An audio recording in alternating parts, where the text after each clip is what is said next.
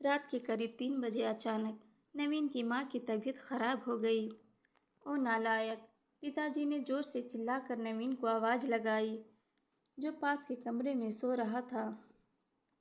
आवाज़ सुनकर नवीन बोला, आया पिताजी। नवीन भागता हुआ अपने पिता के पास पहुंचा। आनन फानन में माँ को हॉस्पिटल ले गया। चेकअप हुआ तो डॉक्टर ने बताया, आपकी माँ अब ज़्यादा दिनों की मेहमान नहीं है, जिससे भी मिलना मिलाना है मिल लें। पिताजी और मैं ये बात सुनकर बहुत रोने लगे। पिताजी माँ को कहने लगे, तुम्हारे बाद मेरा क्या होगा? नवीन बोला, मैं हूँ पिताजी, मैं आपका ख्याल रखूँगा। उधर पिताजी अपने दोनों बेटों को फ़ोन करने लगते हैं। बड़ा बेटा विवेक और दूसरा बेटा विशाल, जो कि विदेश में रहते हैं। पिताजी माँ के बारे में बताते हैं तो विवेक भैया कहते हैं, पिताजी मैं अभी नहीं आ सकूँगा, यहाँ बहुत काम है, अभी छुट्टी नहीं मिलेगी, कहकर टाल देते हैं। जब दूसरे बेटे विशा भैया को बताते हैं तो कहते हैं, पिताजी माँ ठीक हो जाएगी, उन्हें कुछ नहीं होगा, ठीक हो जाएगी तब आऊँगा, कहकर वो भी टाल देते हैं। पिताजी बहुत उदास हो जाते हैं और अपने पिछले दिनों को याद करने लगते हैं कि कैसे पहले सब एक साथ मिलकर रहते थे। नवीन भी अपने पुराने पलों को याद करने लगा कि कैसे बड़ा भैया इंजीनियरिंग प्रवेश परीक्षा की तैयारी में व्यस्त थे।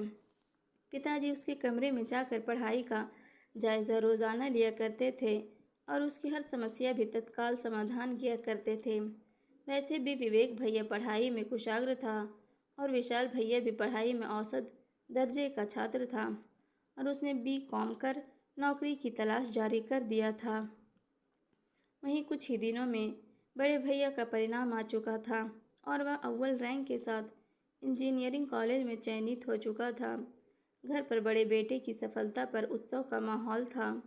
पिताजी ने पूरे मोहल्ले भर में मिठाई बंटवाई थी। पैसों की व्यवस्था पर बड़े बेटे का दाखिला इंजीनियरिंग कॉलेज में करवा दिया गया। अगले ही महीने विशाल भैया का भी बैंक में क्लर्क की पोस्ट पर चयन हो गया। घर पर सब बहुत खुश थे, क्योंकि पिताजी स्वयं प्रशासनिक अधिकारी पद से रिटायर हुए थे। माँ ने विशाल भैया को गले से लगाया और आशीर्वाद भी दिया। उसका मनपसंद गाजर का हलवा भी खाने में बनाया था। कुछ दिनों में विवेक भैया की पढ़ाई पूरी हो चुकी थी और उसे अमेरिकन कंपनी ने अच्छे पैकेज पर न्यूयॉर्क ऑफिस भेज दिया था। कुछ सालों में उसने वहीं शादी कर वहीं की नागरिकता ले ली। अब तो उसका घर आना भी सालों में एक ही बार होता था। विवेक भैया ने फ़ोन पर ही शादी की खबर भी 1 वर्ष बाद ही बच्चे होने की खबर के साथ घर पर दी थी। पिताजी अपमान के भाव को मन के अंदर ही दफन कर खुशी से आशीर्वाद देने का अभिनय कर रहे थे।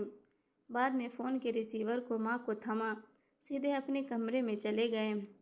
दिन गुजरता गया और विशाल भैया ने माँ की पसंद से ही शादी की और उसकी पत्नी घर की सारी जिम्मेदारियों को बखूबी निभा रही थी। पर कुछ दिनों में ही उनका प्रमोशन हो गया।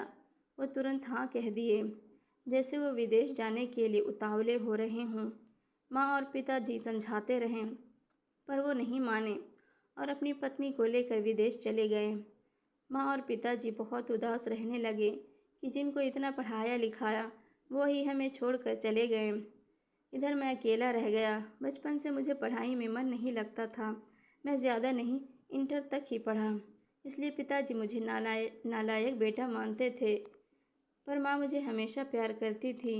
हम दोनों बाप बेटे हॉस्पिटल के कोने में बैठे हुए थे कि अचानक डॉक्टर कहते हैं, आपकी माँ की तबीयत बहुत ख़राब हो गई और उनकी धड़कनें चलना बंद हो गई। यह सुनकर हम दोनों सुन्न हो गए और रोने लगे। पर आज पहली बार पिताजी नालायक बेटे के गले लगकर फफक फफक कर रो रहे थे और कह रहे थे, मेरा बेटा नालायक ही सही, पर मेरे पास तो है।